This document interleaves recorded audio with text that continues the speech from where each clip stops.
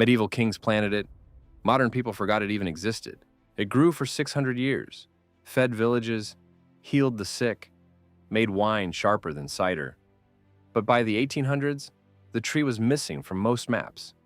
Almost nobody noticed. Why would Europe erase something it once protected like royal treasure? Today, we'll uncover the fruit that ruled the Middle Ages and vanished like a secret.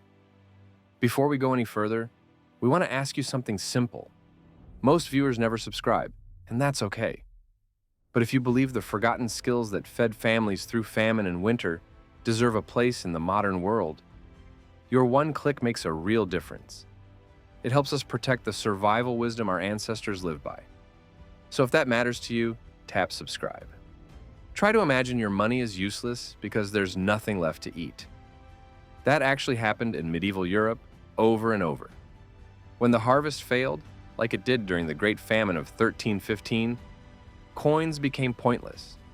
Survival depended on what you could store. For a lot of families, that meant dried beans, grain, and something almost nobody talks about now: a small, strange fruit. This fruit lasted through months of cold when bread ran out. Monks grew it in their walled gardens, nobles made sure their estates had it, and village kids risked getting caught just to swipe a few for winter. It wasn't just food. People used it as medicine for stomach problems and even brewed it into alcohol because water could make you sick. In bad years, you'd see entire villages fighting over access to these trees. Legal records show people got fined, or worse, for stealing the fruit. Why did it matter so much? Because it was reliable. It survived droughts, it didn't rot fast, and you could eat it when almost everything else was gone. In short, when life got hard, this fruit was more useful than gold. Here's something you don't hear enough. Gold couldn't feed you, but food could keep you alive. Peasants, monks, and even some kings all understood this. During a famine, the guy with a cellar full of stored food had real power, not the one with a heavy coin pouch. Most people paid their landlords in crops or cheese, not cash. In fact, medieval churches often demanded their cut in wheat, apples, or cider. Tax records from England in the 1200s show fruit tithes listed right next to grain and honey. Money was useful for trade, but if the roads were closed, nobody cared about coins. During hard years, like the famous famine in France in 1437, a barrel of dried apples or sorb fruit could buy more than a sack of silver. Medieval records prove this. The price of staple foods shot up 5 or 10 times during shortages. Monasteries kept exact counts of their orchard fruit, sometimes listing them right alongside valuables like church relics. So, when you hear more valuable than gold, that's not just a metaphor. In some years, families literally survived February or March because of one fruit tree in the yard. Let's talk about which tree.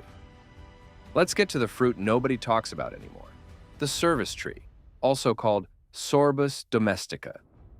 If you walked through a village in France or Italy 600 years ago, you'd probably see one in the corner of an orchard or monastery garden.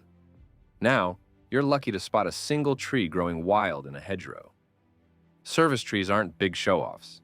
They grow slowly, live for centuries, and drop fruit that looks halfway between an apple and a pear. Brownish, rough, nothing flashy. But here's the wild part. Some of these trees have stood in the same spot for over 500 years. Old church records in Switzerland and Germany mention individual service trees getting passed down in families or protected by law. The fruit itself, called sorbs, isn't sweet or juicy straight off the tree. That's actually what made them useful. They lasted months in storage, and if you let them soften, they got sweeter and could be eaten raw, cooked, or made into booze. That's why peasants, monks, and even kings paid attention to this ghost tree long before anyone started growing apples in rows. There are still a few left in Europe, standing alone in fields where nobody remembers why they were planted. The next part gets into what this fruit actually tasted like and why people put up with it all winter. If you're enjoying this story, give us hype for this video right now. Hit that subscribe button and drop a like so this series reaches every explorer out there. The next twist in this story is seconds away, and trust me, you'll want to be here when it drops. Biting into a sorb before it's ready feels like eating wood and vinegar. But give it time, and something changes. Medieval people knew to wait. They practiced a technique called bletting, gathering the fruit while firm and astringent, then leaving it to soften off the tree, sometimes wrapped in straw or laid on stone shelves. Over days or weeks, the hard flesh turned into a sticky pulp. That was when it became valuable. At its peak, the sorb tasted like a mix of apple cider, date syrup, and fermented pear. Think warm spice, not bright sugar. The process sounds strange, but it made sense. Sorbs were one of the few fruits that could be stored fresh well into winter, softening slowly while other supplies ran dry. And the flavor wasn't just pleasant, it mattered. Softened sorbs offered sugar, mild alcohol, and medicinal compounds, all without modern preservation. Writer D.H. Lawrence once described medlars and sorb apples as rotten at heart, but he meant it with respect. The flavor is deep, complex, and earned. From this strange aging process, we step into the gardens, where monks quietly protected these sticky fruits behind their cloistered walls. Inside medieval monastery gardens, some trees grew for prayer, others for pain. Sorbs served both, in syrup, in wine, in healing hands. Monastic orders understood survival. Through plagues, wars, and lean winters, they grew what worked. The true service tree earned a protected place because it offered rare benefits: natural sugar during cold months, tannins for digestion, and fermentation-ready fruit for tonics. Sorb jelly treated sore throats. Health wine, brewed from the fruit, acted as a gentle laxative and stomach aid. Records from Benedictine and Cistercian sites in Germany, France, and Austria list Sorbus domestica among their cultivated trees. Some old-growth service trees today, still alive, likely trace back to these plantings. Even more interesting, monks sometimes placed these trees along wall perimeters or herb garden corners. They didn't compete with staple crops. They filled a different role: steady, useful, and quietly vital.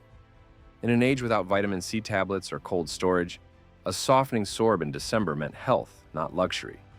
That's what kept it behind garden gates. As those walls aged, the monks weren't the only ones fermenting this odd fruit. Another group, brewers, began giving it their own twist. Before hops became king, before wine went global, small villages pressed sorbs into something stronger, tart, earthy, and surprisingly shelf-stable. In medieval France and parts of the German-speaking world, people made a kind of cider from sorbs. They mashed the bletted fruit and let wild yeast do the rest. The result? A cloudy, mildly alcoholic drink high in tannins and acids, enough to keep it from spoiling quickly. Unlike perishable apple cider, sorb cider stored better, sometimes lasting into early spring. That made it perfect for feast days and winter trade. In some regions, people blended sorbs into other ferments, giving punch to dull beer, complexity to weak grape wine. Doctors liked it too. Sorb drinks appeared in medieval pharmacopoeias as remedies for diarrhea, parasites, and even melancholy. The active compounds did more than flavor. They helped digestion and clean the gut. You won't find it in today's breweries, but rare records from the 14th century Alsace and the 15th century Hungary list sorb cider among common rural drinks.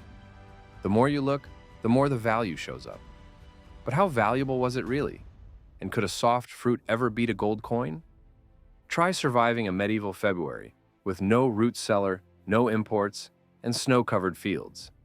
Suddenly, fruit is worth more than coins. In times of famine, especially during the Little Ice Age, from the 14th to 19th centuries, food became survival currency. Gold couldn't feed a starving child or stop scurvy from destroying a family. But a softening sorb, it delivered rare sugar, nutrients, and comfort when nothing else remained. Records from 1315 to 1317, Europe's Great Famine, show food prices soaring, grain riots, and entire villages uprooted. A single loaf of bread in Paris cost over a day's wage. In such times, preserved fruit was more than a treat. It was backup life support. Imported luxuries like saffron and cinnamon held symbolic value. But on a practical level, a winter-ready fruit like the sorb offered energy, medicine, and fermentable sugars that kept families going, especially peasants who couldn't afford imports. Its value wasn't symbolic, it was deeply personal. A healthy child, a healed illness, a final jar of syrup that carried a household through the frost. But if this fruit was so essential, where did it go? The decline wasn't sudden, but it was devastating.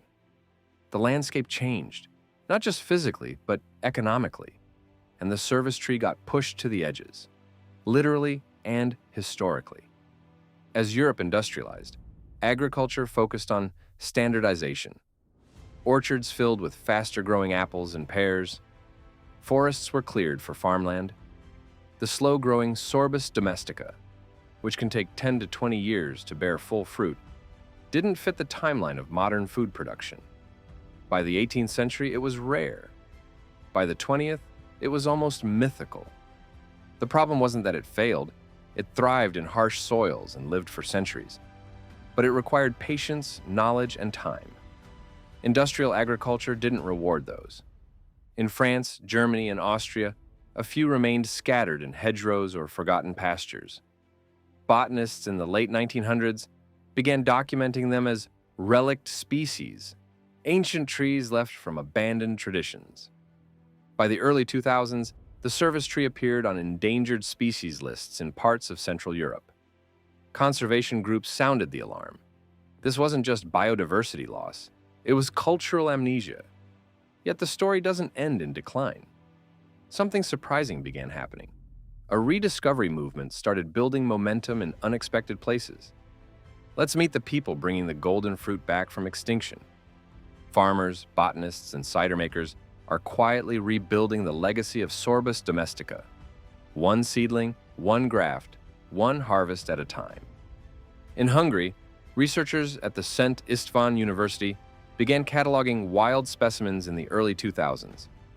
In Austria, forest engineers included service trees in rewilding projects. Italy has gone even further. In Emilia-Romagna and Tuscany, local cooperatives are now planting new orchards of sorbus for cider, food, and reforestation. Small batch cider makers in Switzerland and Slovenia are experimenting with fermented sorb blends, praised for their acidity and shelf life. Meanwhile, German seed banks have preserved dozens of regional cultivars. Some of these trees are direct genetic links to monastery gardens centuries old. Lab tests now confirm what folklore always claimed. Sorb fruit is high in antioxidants, potassium, and bioavailable sugars. That makes it attractive to modern health-conscious growers looking for alternatives to sugar-laden apples or fragile imported fruits. This rebirth isn't driven by nostalgia, it's practical. In a warming climate with unpredictable winters, a resilient tree that stores well and doesn't demand pampering suddenly feels modern again. So, could you grow one? Absolutely. And that might be the most powerful twist in this entire story. It takes decades to mature, but once it's in the ground, it might outlive you. That alone makes the service tree unlike anything in your yard. Sorbus domestica isn't picky. It grows in poor, dry soil, resists pests, and survives harsh winters. It thrives in temperate zones, especially USDA zones 6 to 9. Unlike modern fruit trees that need constant spraying or pruning, this one plays the long game. Its roots run deep. It stands tall for 400, sometimes even 600 years. You won't see fruit in the first few seasons. Sometimes not for 10 years. But this isn't for fast rewards, it's a legacy plant. The kind of tree monarchs, monks, and peasants once planted knowing their great-grandchildren might be the first to taste it. The fruit itself is small and pear-shaped. It ripens in autumn, but you harvest it hard and let it soften, bletting off the tree. Then it's ready for preserving, fermenting, or just eating soft with a spoon like a baked pear. There are nurseries today, in Germany, Switzerland, and even the US, quietly bringing this tree back. You can buy seedlings, plant them, and begin writing your own chapter in this forgotten story. This isn't just about growing a fruit. It's about reconnecting with an entire ecosystem of knowledge, survival, and taste that was buried by time. Another secret's out, but the next one is even older. Click the next video on your screen right now before it disappears. Another story is waiting for you.